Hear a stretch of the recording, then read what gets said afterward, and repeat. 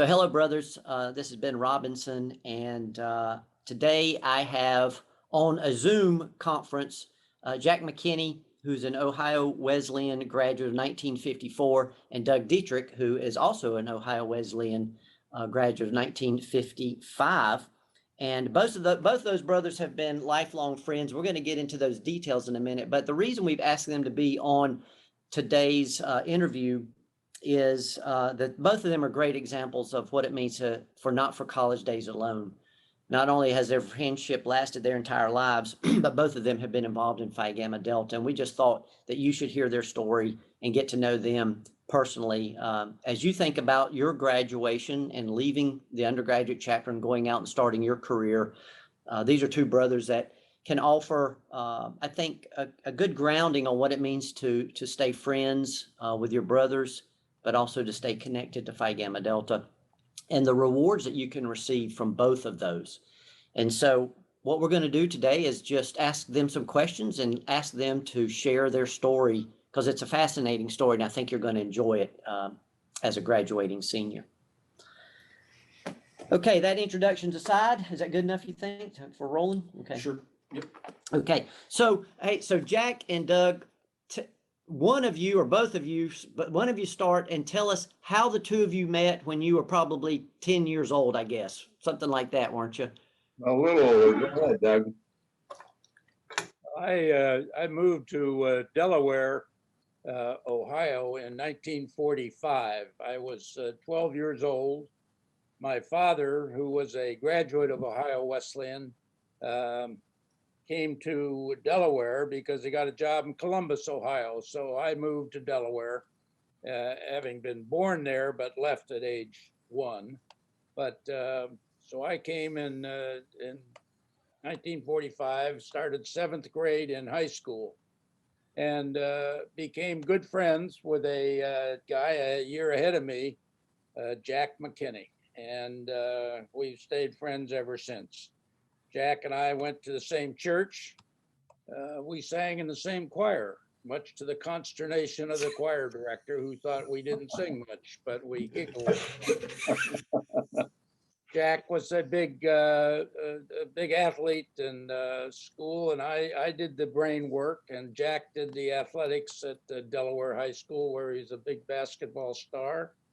And I learned to play basketball. So I kind of palled around with Jack, who was 6'4", 6'5" at the time, and he had a lot of attention. So I kind of adopted him as my big brother, and been together ever since. Jack, Well, do you remember the story the same way? I do. I'll add a little bit to that. He mentioned we went to the same church. We had a youth fellowship that met but did not meet during the summer. And we went to a church out in Delaware County, west of Delaware, because they had a softball team. So we started attending their youth fellowship and played softball during the summer. Interestingly enough, we met a couple young ladies out there that we dated.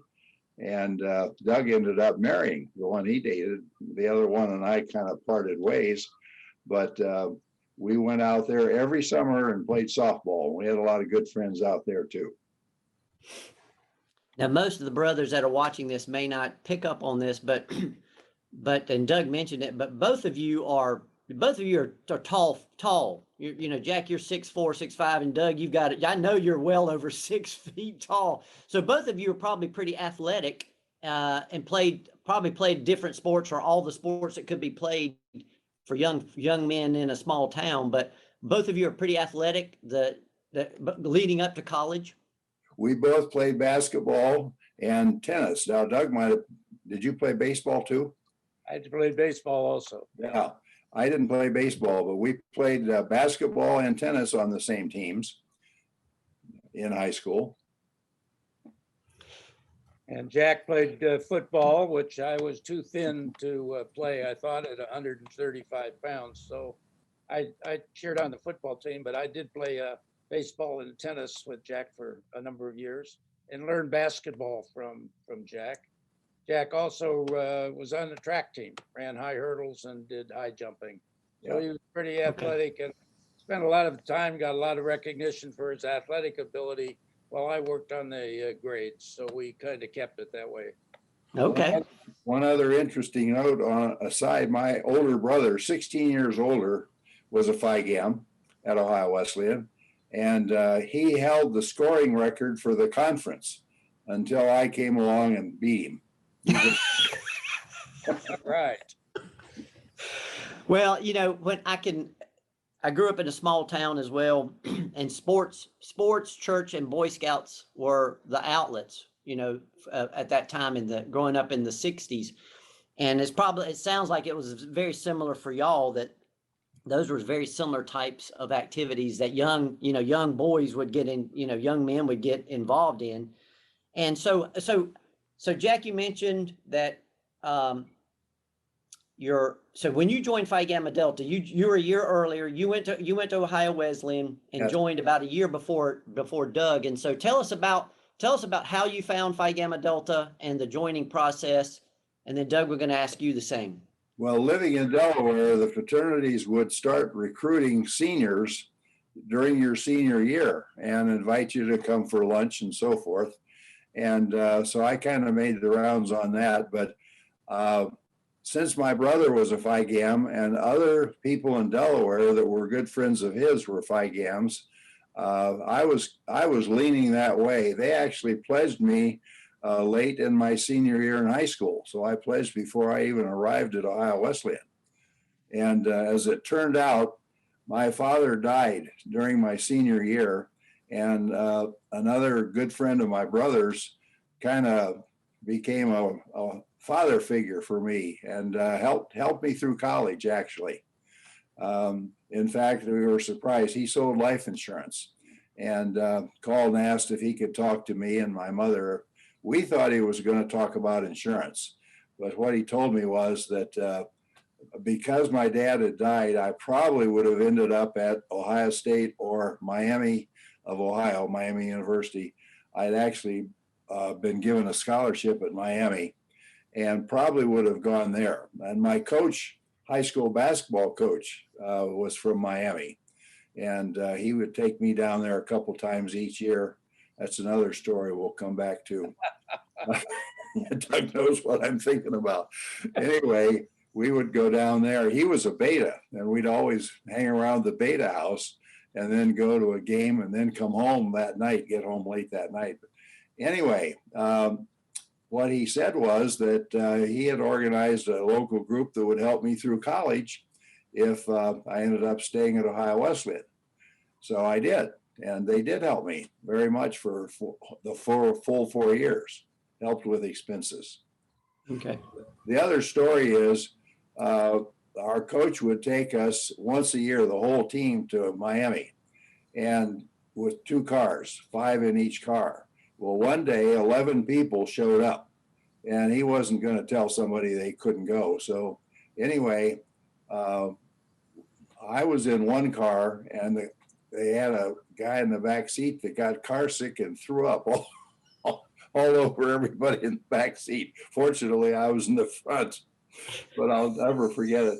The coach stopped at some store and bought some perfume and was just kind of throwing it on all these guys to mask the smell.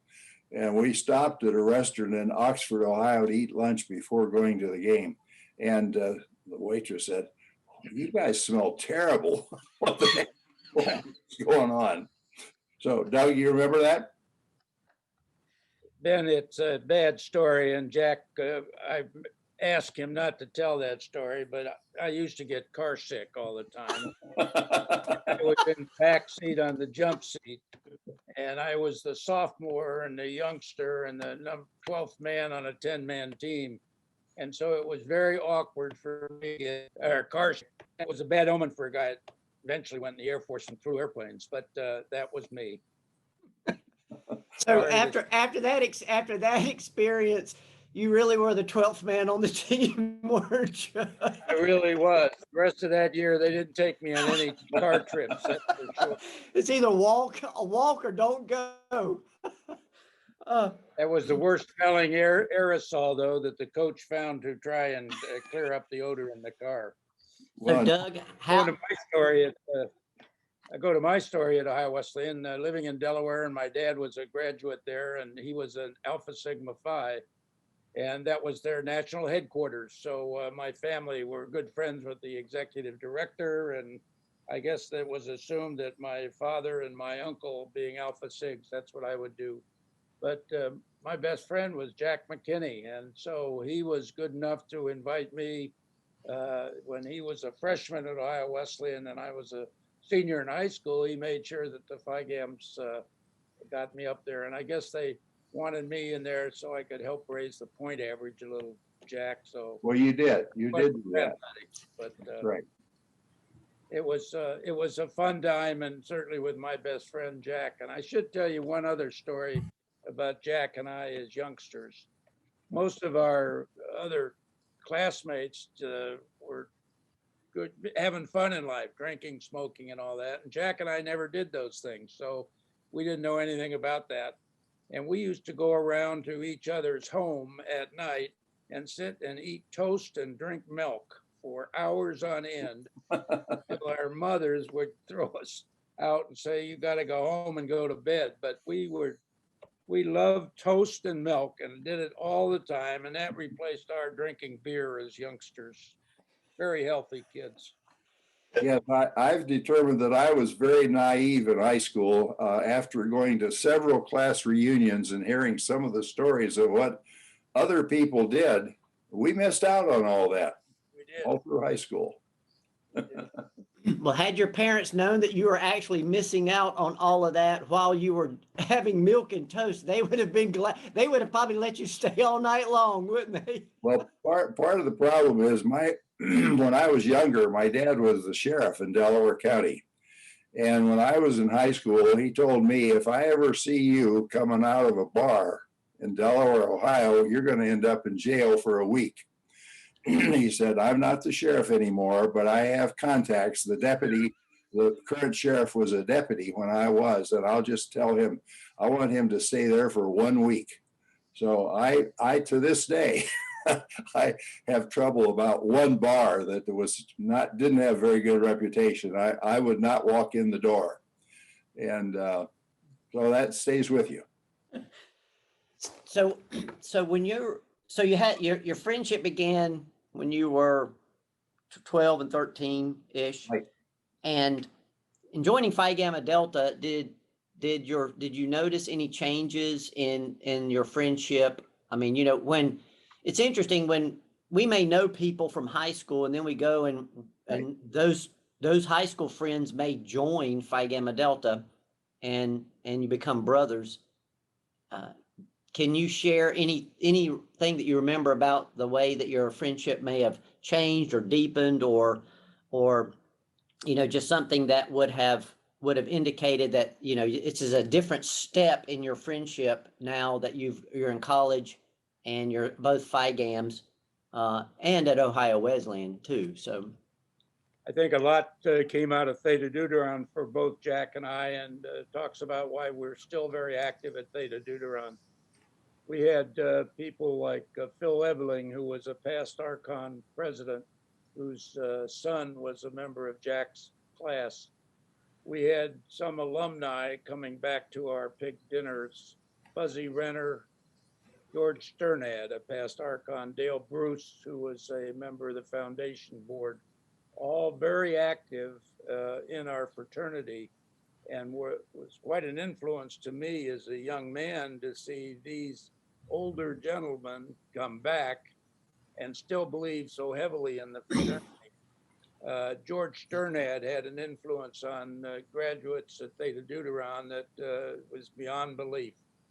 And fortunately, George's son, Ken, is a member of the fraternity and on the very active and taking up his father's reins. But when people like that, and the history of Scoop Wilkinson to the chapter, Norman Vincent Peale, Branch Rickey has been mentioned earlier, but all these people made an influence on me about the depth of quality of these people, and to see them come back to pig dinners and talk to us, talk about what the fraternity meant to them, and see the quality of man they became made a lasting influence on me. That's for sure. Same thing. I agree with that, Doug. After, one of the things we'll do in a minute, but I want to kind of go through the whole timeline and then talk about some fond memories that you have. But so after graduation, both of you took different career paths, and I guess Doug, you moved out. Both of you may have, but briefly share with me kind of your career paths and where it took you. And then we're going to get into, then I want to talk about your involvement in Phi Gamma Delta. But Jack, why don't you start? What was your career path after graduation? Well, we were both in ROTC, Air Force ROTC at Ohio Wesleyan. So I served 2.5 years in the Air Force. And at the time, I was between Korea and Vietnam.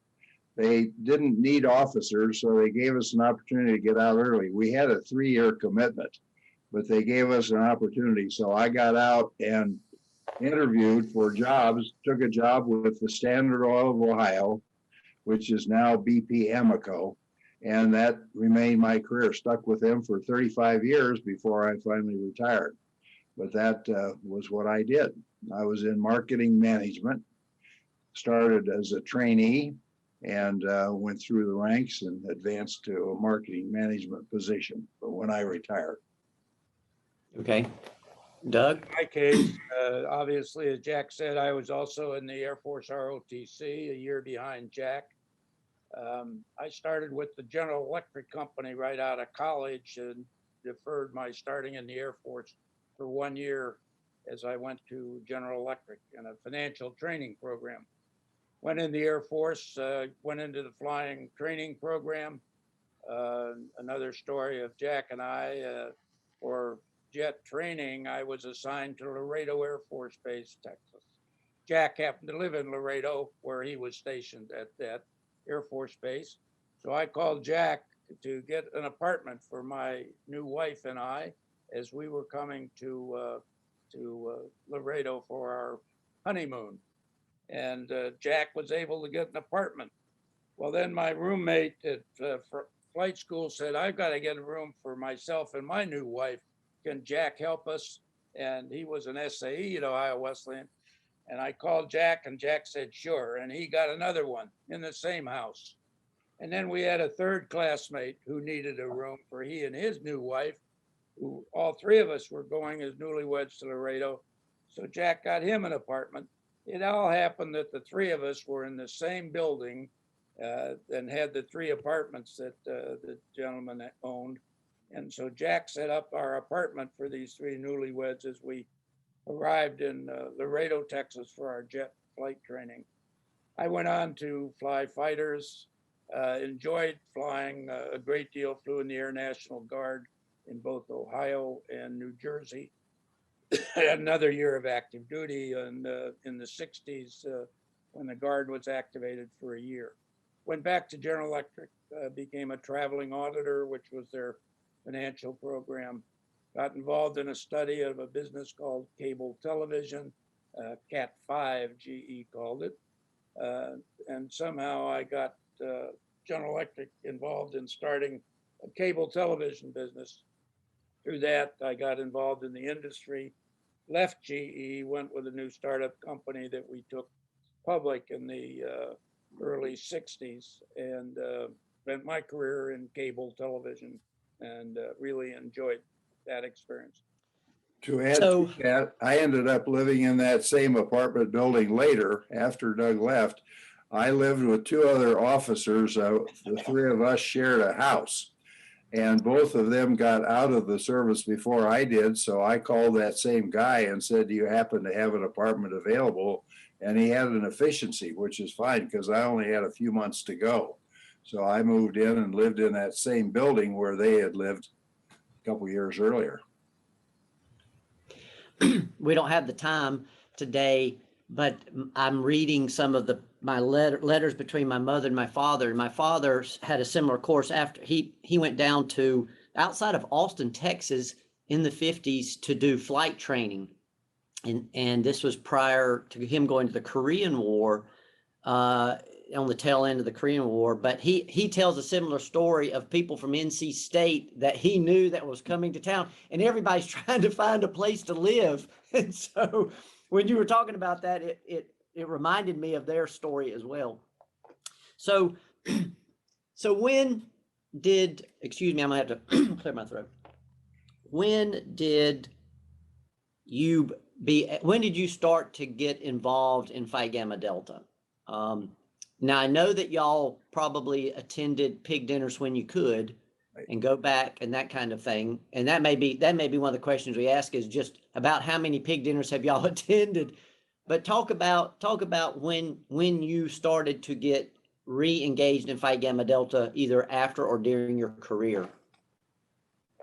Well, I actually moved around a lot with Ohio. I got to Standard Oil. I got transferred and lived for a while in Pittsburgh, then Philadelphia, and then was transferred back to Cleveland, which was our home office. After I came back, is when I really got involved. I had gone to pig dinner, as you said, probably almost every year. And when I came back, I got more involved. I became president of our house corporation. And actually, I was the Purple Legionnaire. I lived in Columbus early in my career. But after I left Columbus, I wasn't as involved until I returned to Cleveland, and then got more involved and have remained so ever since. You know, Jack, I think since I have worked at Phi Gamma Delta, you've been involved, I think, locally for the chapter, and you know, the value for brothers to be hands-on at the chapter is so critical. Yeah. And there's been many times when I've said, and I know within the Phi Gamma Delta's building, if we could copy Jack and place him at so many of our chapters. Now, you probably wouldn't want to do that, but Phi Gamma Delta would. And so your service, you know, and that hands-on has been wonderful for the chapter. And you know, for our graduating seniors out there, you know, being able to go back and offer assistance and volunteer to undergraduates is critical to the success of Phi Gamma Delta. And so, you know, you've been doing that. And I think, you know, I'm gonna tell brothers how old y'all are, if you don't mind. I mean, they can figure it out, but I guess, Jack, you're 87 years old. 88. Excuse me, 88. Excuse me. And you're still involved in you're still involved in Phi Gamma Delta in our undergraduate chapter. Right. Yes. And there's just, you know, it's timeless. You know, giving of your time to brothers, there is no time frame on that. Well, so thank you. I hope it keeps me younger. I enjoy the young people and assisting them, and I will continue as long as I can. Well, that's great. We've got plenty for you to do, so don't go anywhere.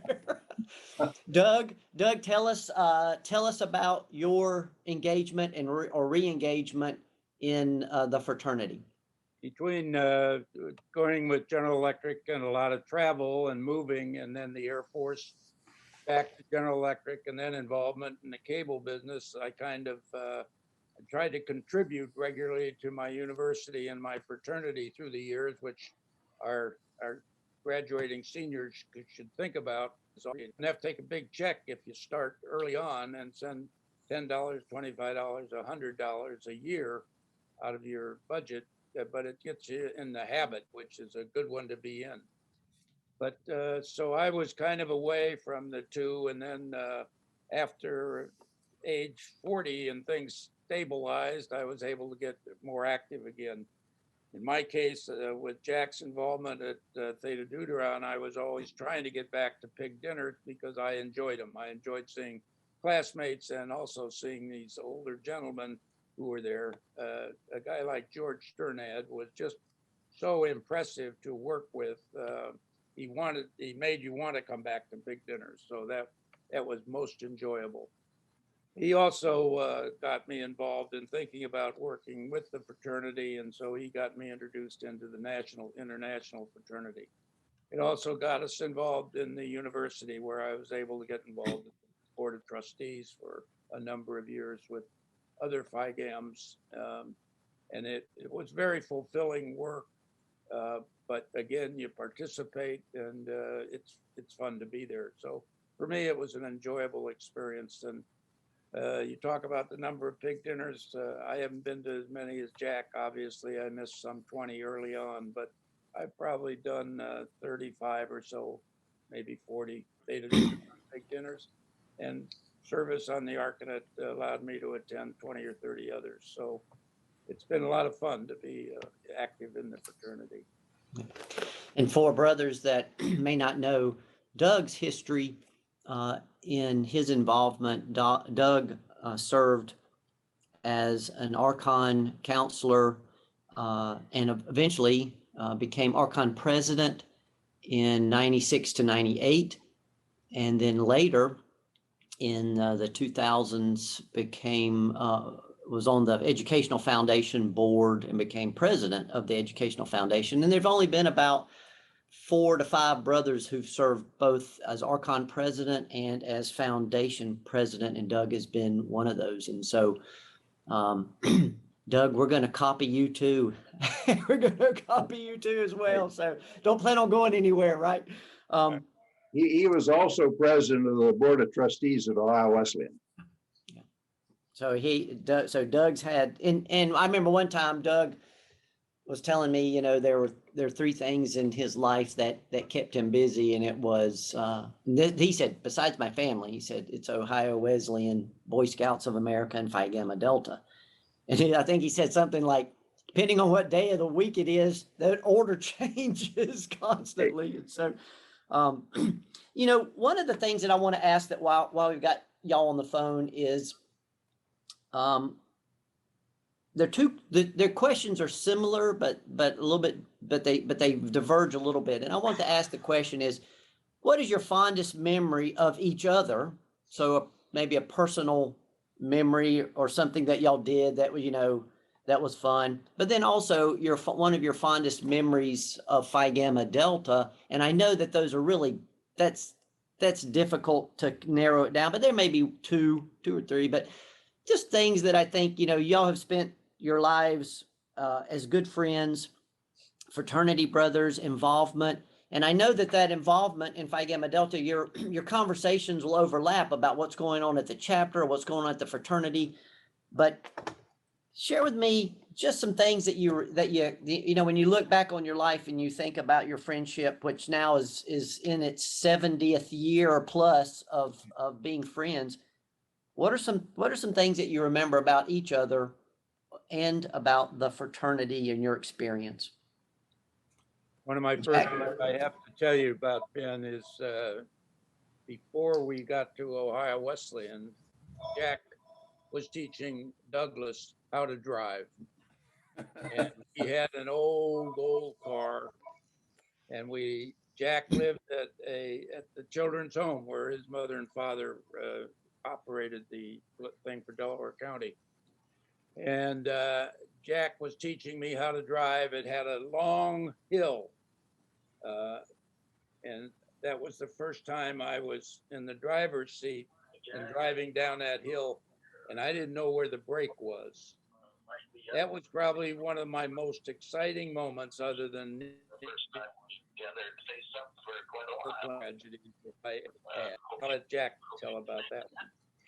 But I think our best times were the fact that we used to be able to spend a lot of time. Excuse me, I had a phone ringing and nobody's on. Everybody's phones are ringing. We got rid of it. But anyway, after that, I think my proudest moment, obviously, was when I was elected Archon president, and Jack was at that ecclesia with me, and to share that moment with him was a big occasion. We've had a lot of times together. We've shared marriages. We've buried our wives. We've been to the marriage of our children and enjoyed those moments together. Jack's son was married in England, and we were able to attend that wedding. So enjoying these things in each other's family as though we were there, even though we lived in disparate parts of the country at the time, but we've always shared those times, and it's been your big brother, and Jack was always my big brother. Cherish it. I'll add to the story. My phone was ringing, and I wanted to look to see who it was. Actually, it's a Phi Gam calling about today's luncheon. Don Arnold is back in Cleveland. Doug, he had lunch with Doug in Florida last week, That's right. so I'll have lunch with him today. Anyway, I'll add to the story, unless you two told this part, that I was picked up a bird that my mother had purchased in a cage, and I forgot to tell Doug how to use the brake pedal. So when he was going down that long hill coming to the main street, he had to do something real quick, and the bird toppled over, the cage toppled over, rolled around, and the bird ended up dying. but Yeah, we got through it. we survived. The car and the bird, that's a different story.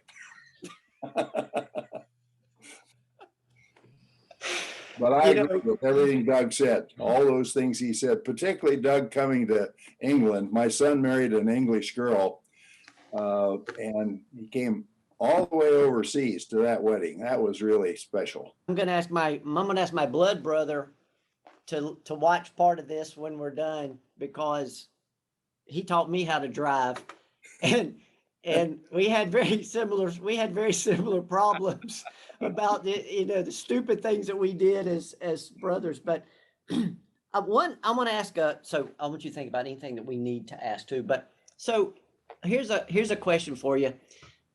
So how often do you think about each other, and then how often do you think about Phi Gamma Delta? We call back and forth on a very frequent basis, just to touch base to see how the other is doing. And likewise with Phi Gamma Delta, I think about that a lot, because it meant so much to me that I keep in touch with other brothers that are still active with the chapter frequently. I think about the fraternity all the time. We are active down here in Southwest Florida. We've got an active group and of brothers, many of them younger as the years seem to slide by. But I have Gamma looking over my shoulder all the time, and so that reminds me of the fraternity. And it's hard not to think about it. It's a regular part of my charitable contributions.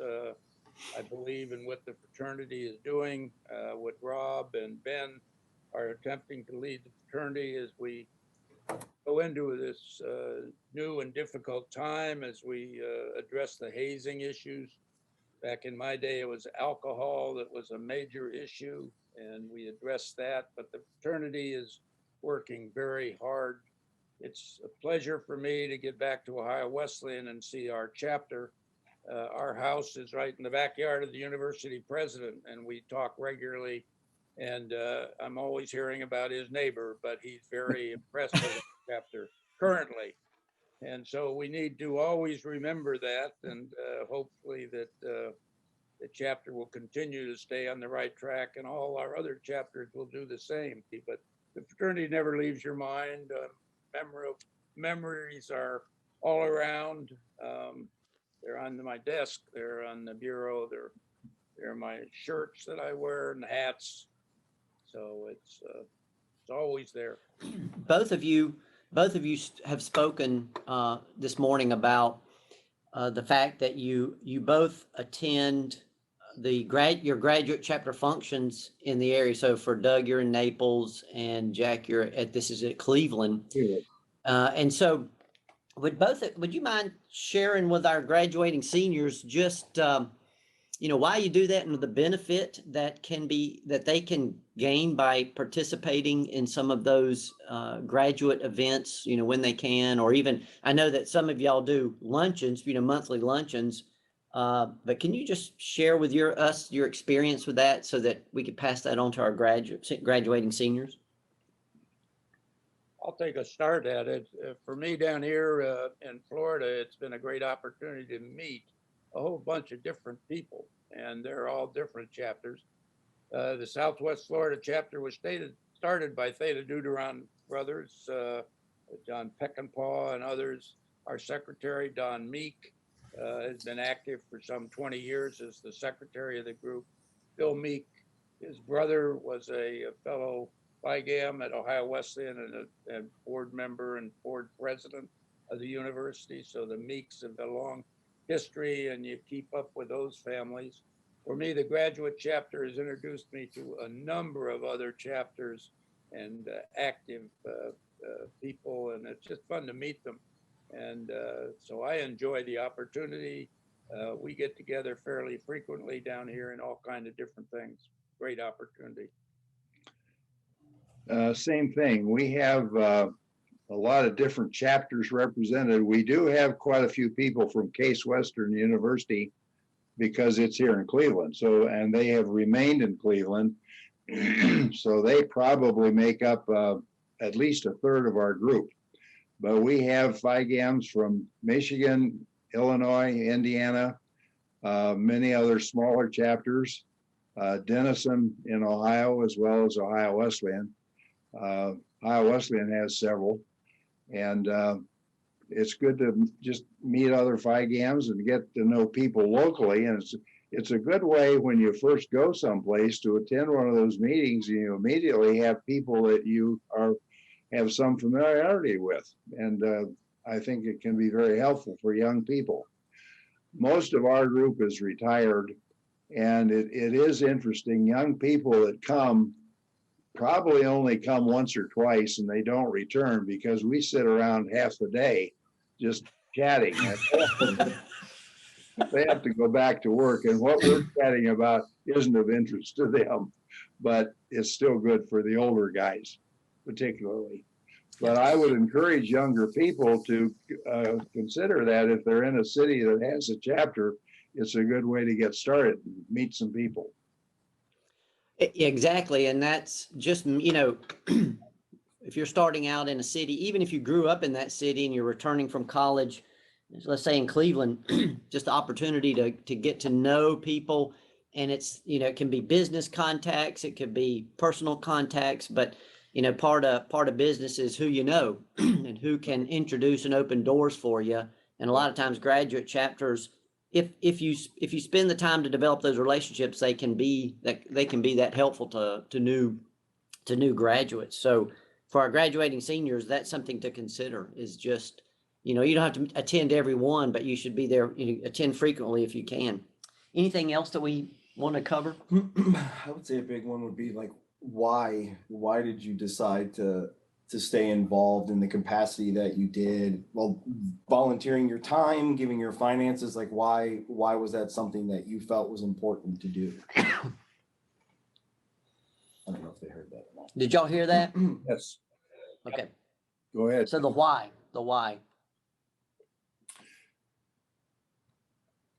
Jack, you're up. Well, I just have enjoyed the relationships and remaining involved and getting other people involved. That's another thing.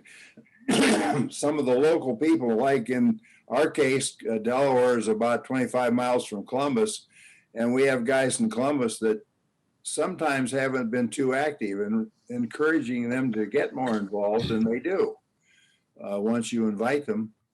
And I think that was the reason, just to make the contacts and no other Fijis. I think the idea that the fraternity made such a difference to me personally in maturing me, and while your parents give you some basics, the fraternity to me in the 1950s was a major influence. And all the Bob Coverdale passed away here a year ago. Bob was in the class of 52, was our pledge trainer, and our house was a lieutenant general in the Air Force, a major officer. People like that, like Dale Bruce, we mentioned before, Bob Bauman, who has been very active in business world. The Dale Bruces of the world, who contributed so much and gave of themselves to the brothers. It's really a great example of what the fraternity can do.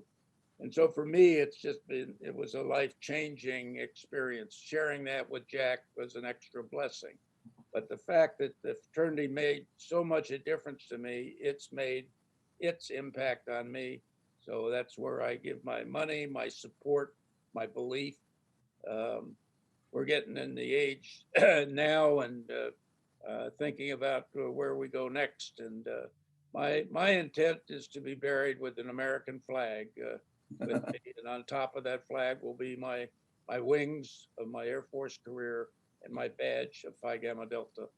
Those two important things in my life, added to the flag of our country, is what this whole life has been about, and very important.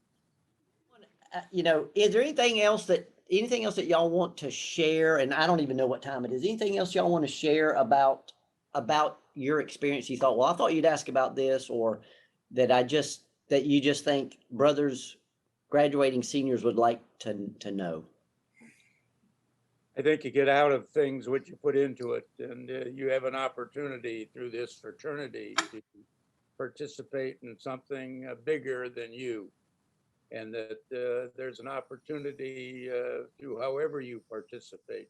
Support your pig dinner, support your university. Remember, we're there at the request of universities. So you want to support that group. But think about your fraternity, think about what it's done for you and where you can give back. And I'm a big believer in the foundation and effort that Ben has led us in for 20, 25 years, whatever it is, Ben. It's been a long time, but it's more than worth the effort for you to add this to your list of groups you can support. And to me, it's very important that you remember that. Remember what the fraternity did for you, and you can give back. I agree with everything Doug said, and I'm proud to be a Fiji. Amen.